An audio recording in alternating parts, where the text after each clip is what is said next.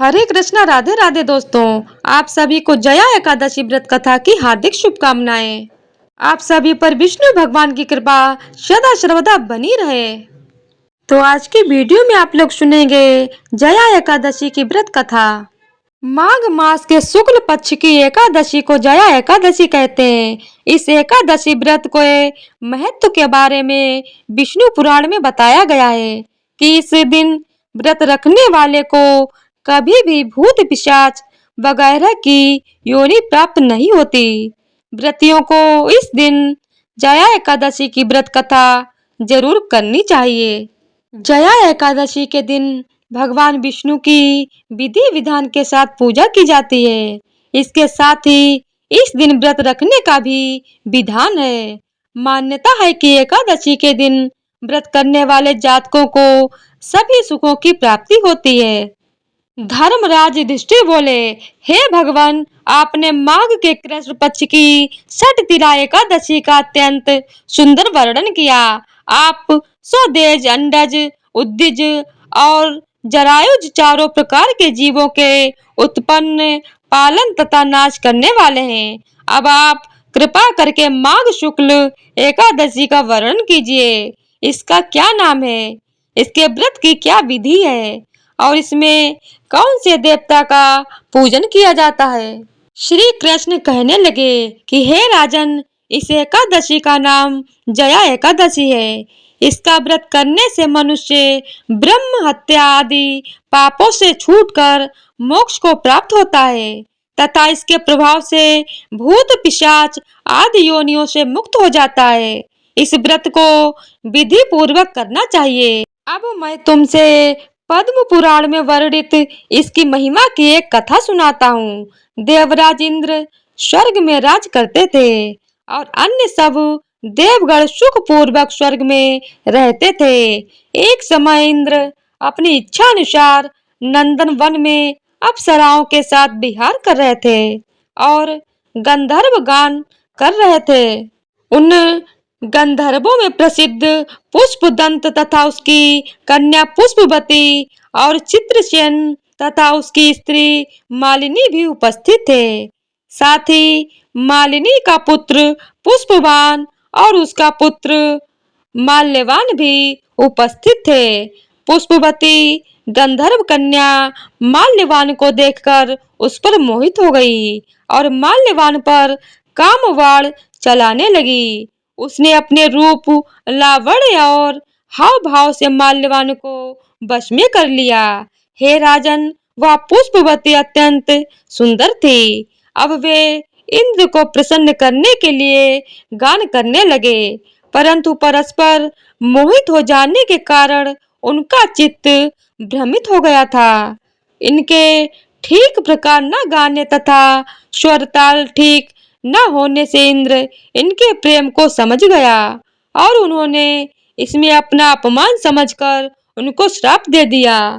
इंद्र ने कहा, हे मूर्खों, तुमने मेरी आज्ञा का उल्लंघन किया है, इसीलिए तुम्हारा धिक्कार है। अब तुम दोनों स्त्री पुरुष के रूप में मृत्यु लोक में जाकर पिशाच रूप धारण करो और अपने कर्म का फल भोगो। इंद्र का ऐसा श्राप सुनकर वे अत्यंत दुखी हुए और हिमालय पर्वत पर दुख पूर्वक अपना जीवन व्यतीत करने लगे। उन्हें गंध रस तथा स्पर्श आदि का कुछ भी ज्ञान नहीं था। वहां उनको महान दुख मिल रहे थे। उन्हें एक क्षण के लिए भी निंद्रा नहीं आती थी। उस जगह अत्यंत शीत था, इससे उनके रोंगटे खड़े रहते और मारे शीत के दांत बजते रहते। एक दिन पिशाच ने अपनी स्त्री से कहा कि पिछले जन्म में हमने ऐसे कौन से पाप किए थे जिससे हमको यह दुखदायी पिशाच योनि प्राप्ति हुई। इस पिशाच योनि से तो नरक के दुख सहना ही उत्तम है, अतः हमें अब किसी प्रकार का पाप नहीं करना चाहिए। इस प्रकार विचार करते हुए वे अपने दिन व्यतीत कर रहे थे।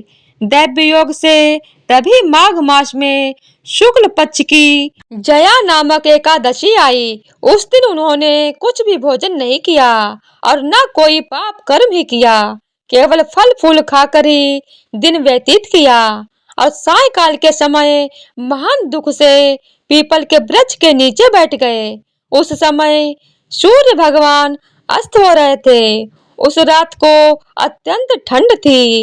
इस कारण वो दोनों शीत के मारे अति दुखित होकर मृतक के समान आपस में चिपटे हुए पड़े रहे। उस रात्रि को उनको निंद्रा भी नहीं आई। हे राजन, जया एकादशी के उपवास और रात्रि के जागरण से दूसरे दिन प्रभात होते ही उनकी पिशाच योनि छूट गई। अत्यंत सुंदर गंधर्व और अप्सरा की देह धारण कर सुंदर वस्त्राभूषणों से अलंकृत होकर उन्होंने स्वर्गलोक को प्रस्थान किया। उस समय आकाश में देवता उनकी स्तुति करते हुए पुष्प वर्षा करने लगे। स्वर्गलोक में जाकर इन दोनों ने देवराज इंद्र को प्रणाम किया। इंद्र इनको पहले रूप में देखकर अत्यंत आश्चर्यचकित हुआ और पूछने लगा कि तुमने अपनी पिशाच योनि से किस तरह छुटकारा पाया, सो सब बताओ। माल्यवान बोला कि हे देवेंद्र, भगवान विष्णु की कृपा और जया एकादशी के व्रत के प्रभाव से ही हमारी पिशाच देह छूटी है। तब इंद्र बोले कि हे माल्यवान, भगवान की कृपा और एकादशी का व्रत करने से न केवल तुम्हारी पिशाच योनि छूट गई, वरन हम लोगों के भी वंदनीय हो गए, क्योंकि विष्णु और शिव के भक्त हम लोगों को वंदनीय हैं। अतः आप धन्य हैं। अब आप पुष्पवती के साथ जाकर विहार करो। श्री कृष्ण कहने लगे कि राजा युधिष्ठिर, इस जया एकादशी के व्रत से बुरी योनि छूट जाती है। जिस मनुष्य ने इस एकादशी का व्रत किया है, उसने मानो सब यज्ञ जप दान आदि कर लिए। जो मनुष्य जया एकादशी का व्रत करते हैं, वे अवश्य ही 1000 वर्ष तक स्वर्ग में वास करते हैं। तो इसी तरह से जया एकादशी व्रत कथा संपूर्ण होती है। बोलिए जय श्री हरि, विष्णु भगवान की जय हो। तो आइए विष्णु भगवान की आरती करते हैं। ओम जय जगदीश हरे, स्वामी जय जगदीश हरे। भक्त जनों के संकट, दास जनों के संकट क्षण में दूर करे। ओम जय जगदीश हरे। जो ध्यावे फल पावे, दुख बिन से मन का। सुख संपत्ति घर आवे, कष्ट मिटे तन का।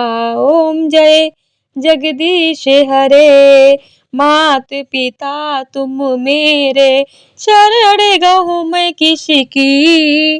तुम बिन और न दूजा, आस करूँ मैं जिसकी। ओम जय जगदीश हरे।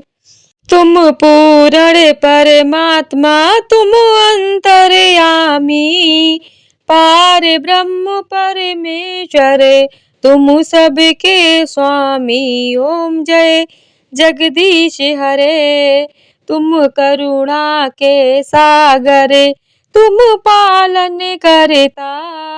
मैं मूर्ख खल कामी, कृपा करो भरता।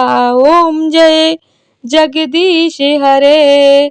तुम हो एक अगोचर, सबके प्राणपति।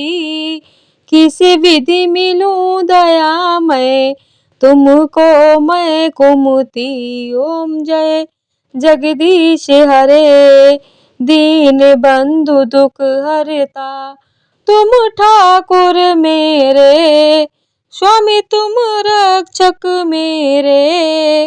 अपने हाथ उठाओ, अपने शरण लगाओ। द्वार पड़ा तेरे। ओम जय जगदीश हरे। विषय विकार मिटाओ, पाप हरो देवा। श्रद्धा भक्ति बढ़ाओ, संतन की सेवा। ओम जय जगदीश हरे। बोलिए विष्णु भगवान की जय हो। ओम नमो भगवते वासुदेवाय नमः। तो आज की वीडियो अगर आप लोगों को पसंद आई हो तो वीडियो को लाइक शेयर और चैनल को सब्सक्राइब कर दीजिएगा। धन्यवाद। जय श्री हरि।